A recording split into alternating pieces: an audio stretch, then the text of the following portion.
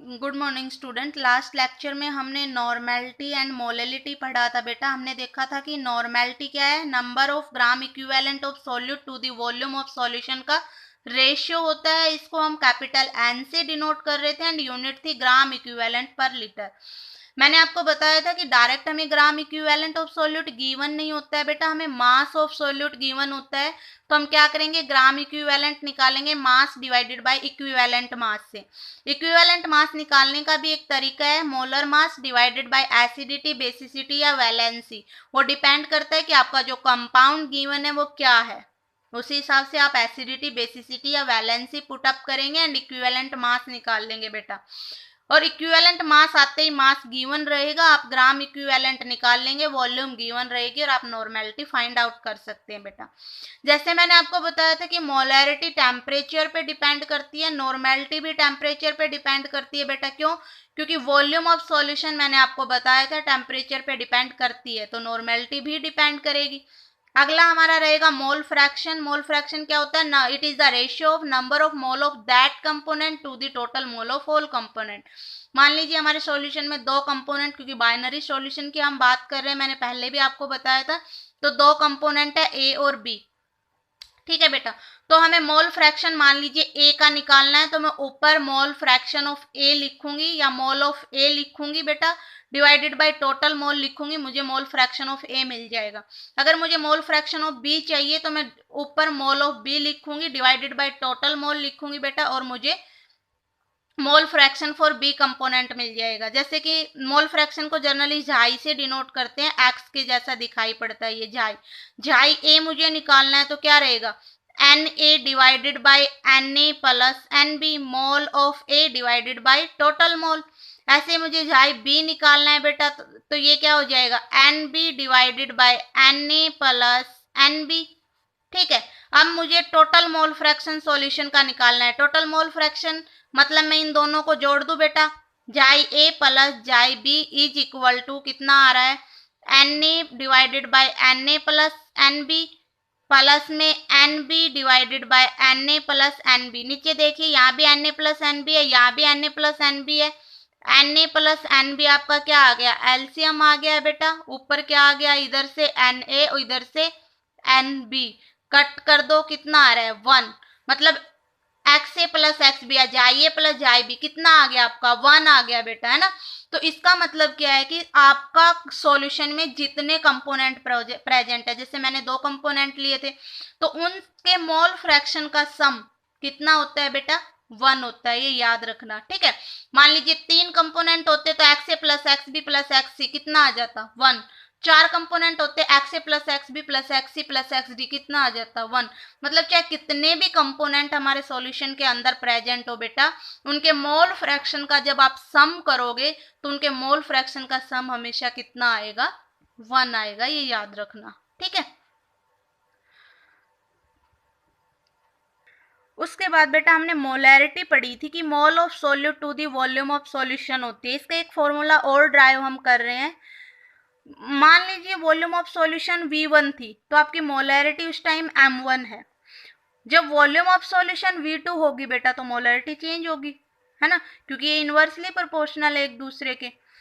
या मैं ये कह दूं कि मोल ऑफ सॉल्यूट, मैंने क्या किया कि मोल ऑफ सॉल्यूट को कर दिया कांस्टेंट और वॉल्यूम ऑफ सॉल्यूशन चेंज किया बेटा। वॉल्यूम ऑफ सॉल्यूशन चेंज करेंगे, मोलैरिटी चेंज होगी। तो एक बार वॉल्यूम जब V1 थी तो हमारा मोलैरिटी M1 है, जब वॉल्यूम V2 है तो मोलैरिटी M2 है बेटा।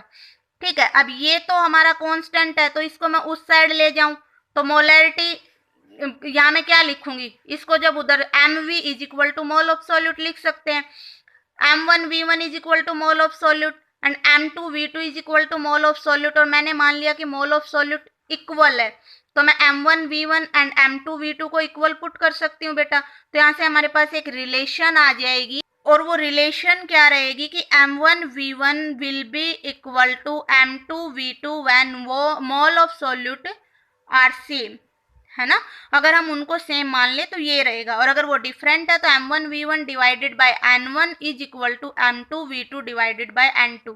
ये याद रखना बेटा, इस पे बेस हम न्यूमेरिकल करेंगे अभी। ये ऐसे ही सेम हमारा नॉर्मेलिटी में भी रहेगा, N1V1 is equal to N2V2, क्योंकि यहाँ भी वॉल्यूम ऑफ सॉल्यूशन ही रहता है, मोल ऑफ सॉल्यूट इक्वल मानोगे तो ये भी सेम फैक्टर में काम करेगा। तो ये याद रखना, M1V1 is equal to M2V2 and N1V1 is equal to N2V2 बेटा।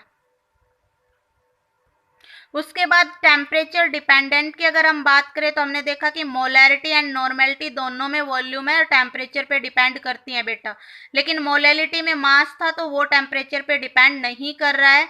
उसके अलावा बेटा अगर हम बेस्ट मेथड की बात करें तो मोलैलिटी ही रहेगा, क्योंकि नॉर्मेलिटी एंड मोलैरिटी दोनों टेम्परेचर डिपेंडेंट होती हैं। न्यूमेरिकल देखिए बेटा, commercially available concentrated HCl acid contains 38% HCl by mass. ठीक है, हमारे पास HCl गिवन है कि 38% है बाय मास, हमें मोलैरिटी बतानी है and what will be the volume of concentrated acid required to make 1 litre of 0.10 molar HCl। ठीक है, हमें वॉल्यूम बतानी है कंसंट्रेटेड HCl की, अगर 1 लीटर वॉल्यूम में हम 0.10 मोलर HCl बना रहे हैं तब। तो पहले हम मोलैरिटी निकाल लेते हैं बेटा। मोलैरिटी क्या होती है? Mole of solute to the volume of solution. अब देखिए 30% HCl है, मतलब क्या है कि टोटल अगर मैं 100 ग्राम का सॉल्यूशन मेरा मान के चलूं तो उसमें 38% मतलब 38 ग्राम मेरा क्या है? HCl है।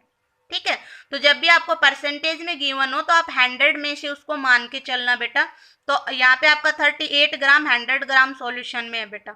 वॉल्यूम निकाल लेते हैं क्योंकि डेंसिटी गिवन है ना, तो हम यहाँ से वॉल्यूम निकाल लेंगे तो मोलैरिटी आ जाएगी हमारी, क्योंकि मोलैरिटी के लिए वॉल्यूम चाहिए हमें। तो मोलर वॉल्यूम होती है mass divided by density, and mass कितना है? टोटल 100 ग्राम है और डेंसिटी कितनी गिवन है बेटा? 1.19।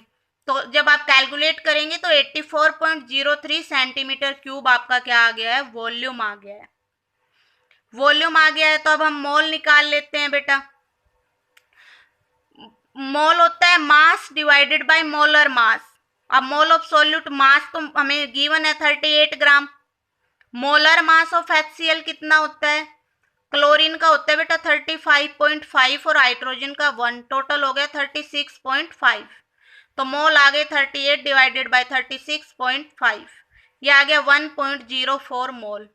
Molarity mole divided by volume, mole आया 1.04, वॉल्यूम कितना आया था? 84.03 सेंटीमीटर क्यूब, मतलब क्या है? मिलीलीटर में है, तो इनटू में 1000 कर दिया। आपकी मोलैरिटी आ गई बेटा 12.38 मोल पर लीटर।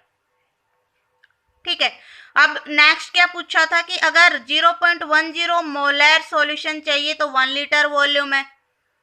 अब हमारे पास कितना मोलर सॉल्यूशन आ गया है? 12.38, और इसके लिए हमें क्या बतानी है बेटा? वॉल्यूम बतानी है। अभी मैंने एक रिलेशन बताई थी, M1V1 is equal to M2V2। M1 कितना आया मेरा? 12.38 आया है। V1 मुझे बताना है, इसने खुद एक हमें डाटा गिवन है, दिया हुआ है कि वॉल्यूम जब 1 लीटर है तो आपका M2 कितना है? 0.10 पुट कर दिए। 0.10 में कितना? 1 लीटर। V1 यहाँ से आपका कितना आ गया? V1 को मैं इस साइड रखूं, इसको उस साइड लेके जाऊं, 0.10 इंटू 1 डिवाइडेड बाई 12.38। और हमें पता है कि ये हमारी जो वॉल्यूम चल रही थी ये सेंटीमीटर क्यूब में चल रही थी, है ना, और बाद में हमने इसको किस में कन्वर्ट किया था बेटा? लीटर में। तो वापस सेंटीमीटर क्यूब में लेके आना है, तो इनटू में क्या कर दे? 1000 कर दे, तो ये आ जाएगा 8.1 सेंटीमीटर क्यूब। ठीक है, तो ये याद रखना, M1V1 is equal to M2V2। ठीक है बेटा। उसके बाद नेक्स्ट न्यूमेरिकल देखिए,